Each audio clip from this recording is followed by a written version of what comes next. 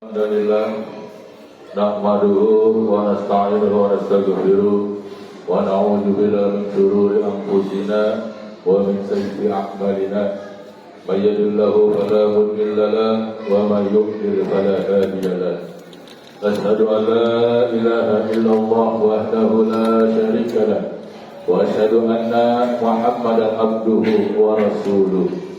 Allahumma shalli wa sallim ala sayyidina Muhammad wa ala alihi wa sahbihi ajma'in. Amma ba'du. Wa ya ibadallah ittaqullaha haqqa tuqatih wa la tamutunna illa wa antum muslimun. Wa qala Allah ta'ala fi kitabihil karim a'udzu billahi minasy syaithanir rajim. Bismillahirrahmanirrahim. Wal 'ashr innal insana lafi khusr illa alladzina amanu wa 'amilus shalihat wa tawassaw bil haqq wa tawassaw bis sabr. Shadaqallahul azim. Hadirin salat Jumat yang dirahmati oleh Allah Subhanahu wa taala.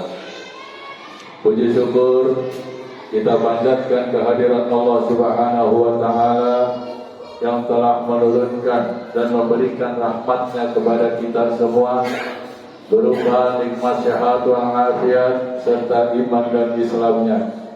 Alhamdulillah berkat rahmat tersebut pada siang hari ini kita masih dapat melaksanakan ibadah kita kepada Allah Subhanahu wa taala, yaitu melaksanakan salat Jumat berjamaah. Dan mudah-mudahan salat Jumat berjamaah kita pada siang hari ini senantiasa diridhoi dan diterima oleh Allah Subhanahu wa taala. Amin ya rabbal alamin. Shalawat dan salam semoga selalu sama-sama kita sampaikan kepada keharibaan kita, junjungan kita, baginda Nabi besar Muhammad sallallahu alaihi wasallam, dan juga kepada keluarganya, para sahabatnya, dan mudah-mudahan kita sebagai pengikutnya yang selalu istiqomah mengikuti ajaran beliau. Amin ya rabbal alamin. Hadirin jamaah salat Jumat yang dimuliakan oleh Allah Subhanahu wa taala. Khutbah pada siang hari ini tentang makna daripada surat Al-Asr. Yang kita tahu surat Al-Asr adalah surat yang diturunkan di Mekah. Walaupun surat ini pendek, tapi maknanya berarti bagi kita di dalam kehidupan di dunia. Allah Subhanahu wa taala berfirman, a'udzu billahi minasy syaithanir rajim. Bismillahirrahmanirrahim. Wal 'ashr. Demi masa. Allah Subhanahu wa taala bersumpah demi waktu. Allah Subhanahu wa taala memberikan waktu kepada kita di dunia.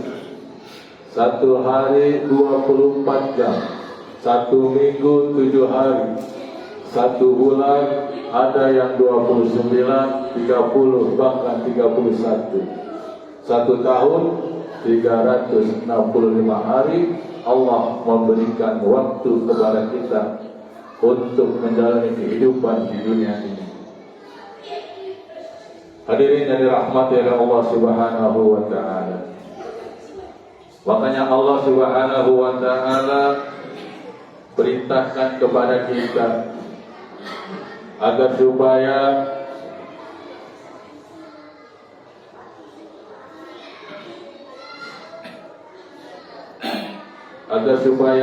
kita memanfaatkan waktu kita sebaik-baiknya dalam menjalani kehidupan di dunia ini. Karena kebanyakan manusia tidak memanfaatkan waktunya ketika hidup di dunia. Banyak yang berleha-leha, banyak yang bersantai-santai, dan banyak yang bersenang-senang. Lupa dengan apa yang Allah perintahkan kepada kita. Ayat yang kedua, innal insana lafi khusr. Sesungguhnya manusia dalam kerugian. Allah Subhanahu wa Ta'ala sudah memberikan waktu kepada kita agar kita tidak berleha-leha, tidak bersantai-santai. Maka kata Allah, jika manusia seperti itu, maka manusia tersebut dalam keadaan merugi, baik di dunia maupun di akhirat. Karena dia tidak membawa apa-apa, hanya kesenangan dunia yang dia jalani di kehidupan dunia. Tidak mendapat apa-apa dari Allah Subhanahu wa Ta'ala. Di dalam hadis Rasulullah SAW yang diriwayatkan, hadis riwayat At-Tirmidzi, yang terjemahannya, seorang hamba tidak akan beranjak dari tempatnya pada hari kiamat nanti hingga ditanya tentang ilmunya, apa saja yang telah ia amalkan dari ilmu tersebut. Maka di dalam kehidupan ini kita diberikan ilmu oleh Allah Subhanahu wa Ta'ala, tapi ilmu tersebut tidak kita pergunakan sebaik-baiknya dalam menjalani kehidupan dunia ini. Maka agar kita tidak merugi dalam menjalankan kehidupan dunia, maka ada 4 syarat agar kita tidak termasuk orang-orang yang merugi. Apa yang pertama? Kata Allah, illal ladzina amanu, yaitu orang yang beriman. Iman di sini adalah yang meyakini bahwasanya kehidupan yang kita jalani di dunia ini adalah kehendak dari Allah Subhanahu wa Ta'ala. Allah Subhanahu wa Ta'ala ikut campur dalam kehidupan hambanya di dunia ini. Baik dia memberikan rezekinya, dia memberikan kesehatannya, atau dia pun memberikan nikmat yang lainnya yang Allah berikan kepada kita. Maka ketika seseorang sudah mendapatkan keimanan, sudah ada iman di dalam hatinya, maka bisa diamalkan dalam kehidupannya sehari-hari. Karena banyak di antara kita ketika melaksanakan kehidupan dunia ini, iman tidak dipakai, telah disampingkan dengan cinta dunia. Maka perlulah kita agar tidak merugi ataupun melaksanakan kehidupan dunia ini, keimanan yang harus kita tanamkan dalam hati kita. Itu yang pertama. Yang kedua, kata Allah, wa amilus shalihat, orang yang beramal soleh, yaitu melaksanakan perintah Allah Subhanahu wa Ta'ala. Kita melaksanakan sholat, melaksanakan puasa, sedekah, memberikan kepada fakir miskin, anak yatim dan lain sebagainya. Itu merupakan perbuatan amal soleh. Perbuatan amal soleh ketika dilakukan, bahwasanya di hati kita semua sudah tertanam keimanan. Karena iman dan amal soleh tidak bisa dipisahkan. Amal soleh tanpa iman tidak cukup. Maka ketika iman kita sudah ada di hati, maka kita laksanakan dengan anggota tubuh kita. Kita laksanakan perintah Allah Subhanahu wa Ta'ala, yaitu sholat, puasa, sedekah, dan lain sebagainya yang bisa mendatangkan pahala dari Allah Subhanahu wa Ta'ala. Ada perbedaan orang beriman kepada Allah dan orang tidak beriman kepada Allah Subhanahu wa Ta'ala. Ketika dia beriman kepada Allah Subhanahu wa Ta'ala, amal soleh yang dia kerjakan di dunia akan dibalas oleh Allah Subhanahu wa Ta'ala di dunia, dan di akhirat kita termasuk orang-orang yang beruntung di hadapan Allah Subhanahu wa Ta'ala.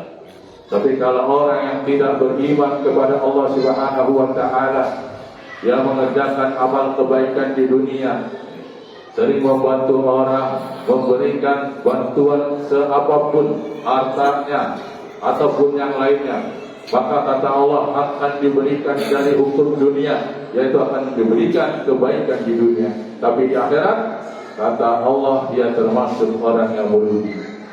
Amalnya tidak sampai di akhirat, hanya sampai di dunia. Itulah perbedaan orang yang beriman kepada Allah dan orang yang tidak beriman kepada Allah Subhanahu wa Ta'ala. Hadirin yang dirahmati oleh Allah Subhanahu wa Ta'ala, agar kita tidak merugi, syarat yang ketiga adalah watawassaw bil haq, yaitu menasihati dalam kebenaran. Kita hidup di dunia tidak sendiri. Ada saudara kita, ada tetangga kita, ada teman kita, ataupun sahabat kita.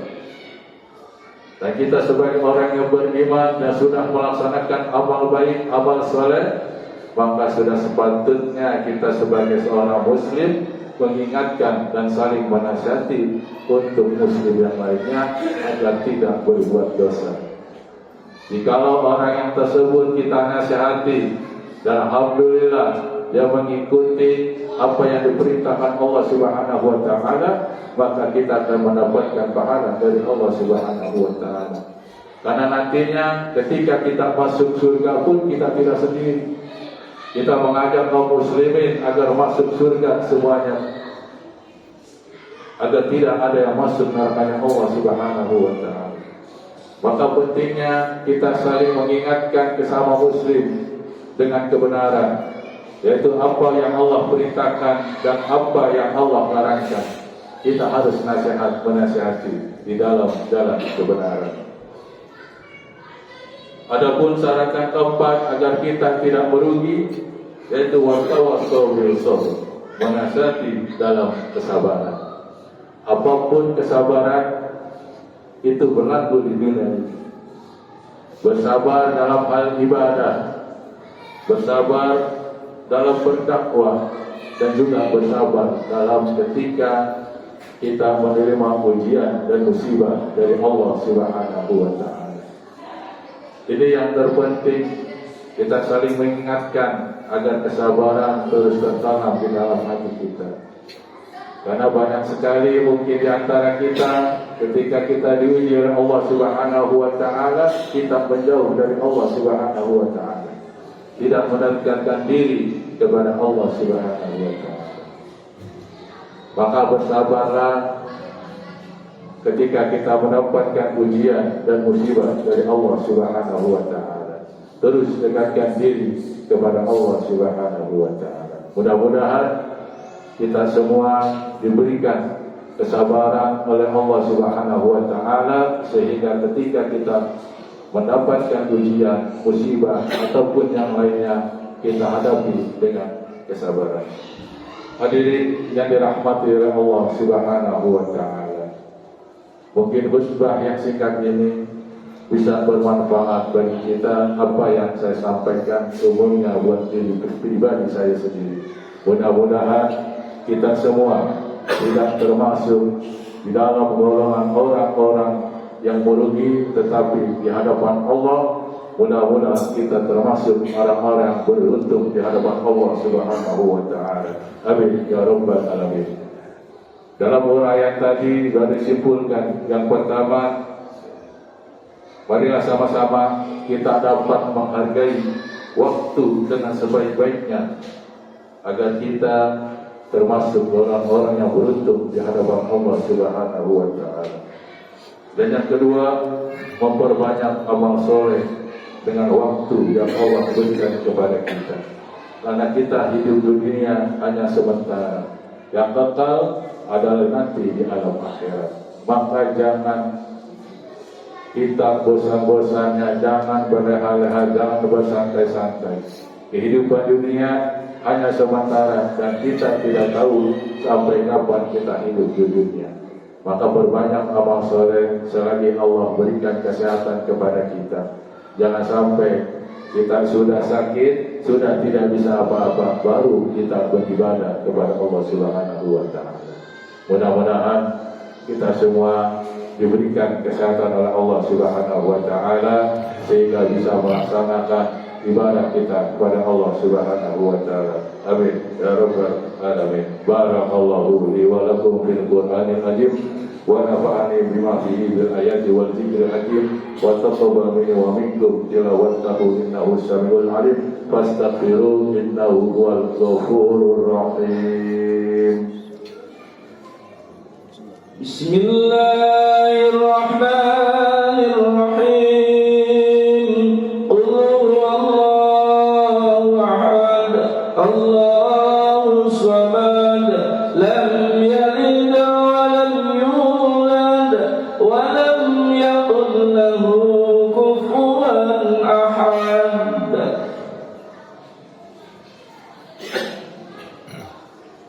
Alhamdulillah, alhamdulillahirabbil alamin, wa bihi nasta'inu ala umuri dunya wad din.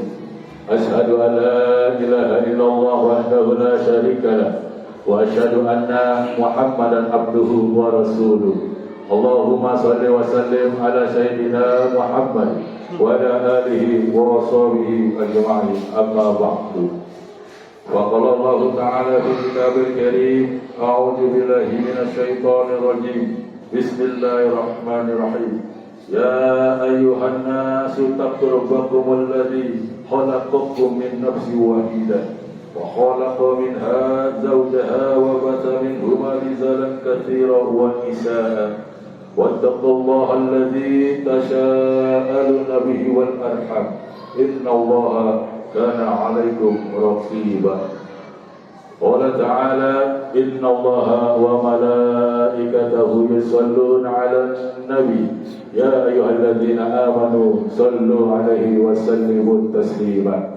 اللهم صل وسلم على سيدنا محمد وعلى آل سيدنا محمد كما صليت على سيدنا إبراهيم وعلى آل سيدنا إبراهيم، وبارك على سيدنا محمد وعلى آل سيدنا محمد كما باركت على سيدنا إبراهيم وعلى آل سيدنا إبراهيم في العالمين إنك حميد مجيد. اللهم اغفر للمؤمنين والمؤمنات والمسلمين والمسلمات الأحياء منهم والأموات إنك سميع قريب مجيب الدعوات ويا قاضي الحاجات.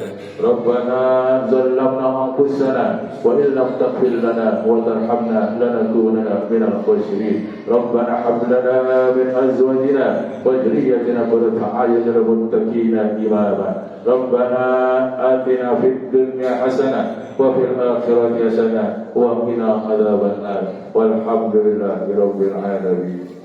عباد الله، إن الله يأمر بالعدل والإحسان وإيتاء ذي القربى وينهى عن الفحشاء والمنكر والبغي يعظكم لعلكم تذكرون.